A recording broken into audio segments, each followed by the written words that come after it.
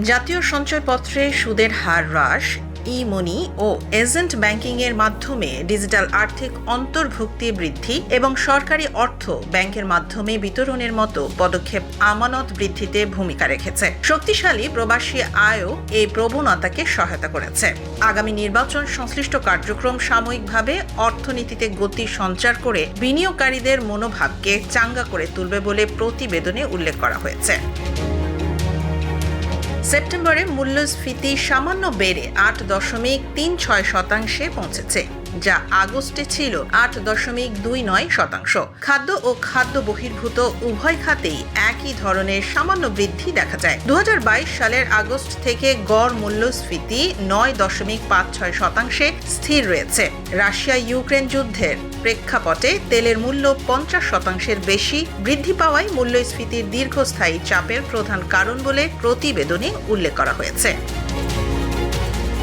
খাদ্য মূল্যস্ফীতিতে চাল প্রধান চালিকা শক্তি হলেও এর অবদান আগস্টের 48.37% থেকে সেপ্টেম্বরে 45% নেমে এসেছে। আলু ও পেঁয়াজের দাম কমায় সাধারণ ভোক্তা কিছুটা স্বস্তি পেয়েছে। সেপ্টেম্বর মাসে মোটা, মাঝারি ও সরু সব ধরনের চালের দাম প্রায় 1% কমেছে।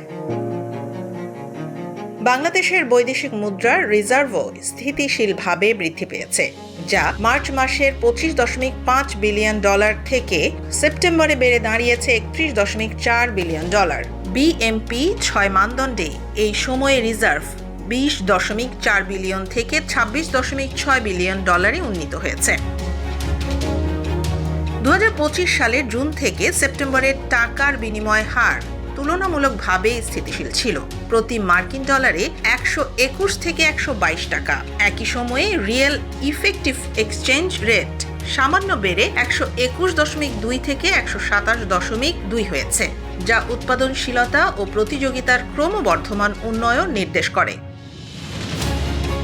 প্রতিবেদন অনুসারে 2025 সালের আগস্ট পর্যন্ত ব্যাংকিং ব্যবস্থায় মোট আমানত বছরে 10.01% হারে বৃদ্ধি পেয়েছে এবং ব্রড মানি 7.78% সম্প্রসারিত হয়েছে। রাজস্ব আদায়ও গতি পেয়েছে।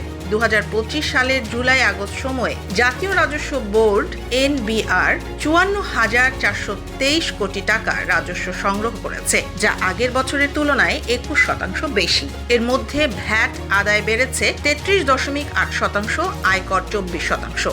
তবে শুল্ক রাজস্ব 4.5% কমেছে।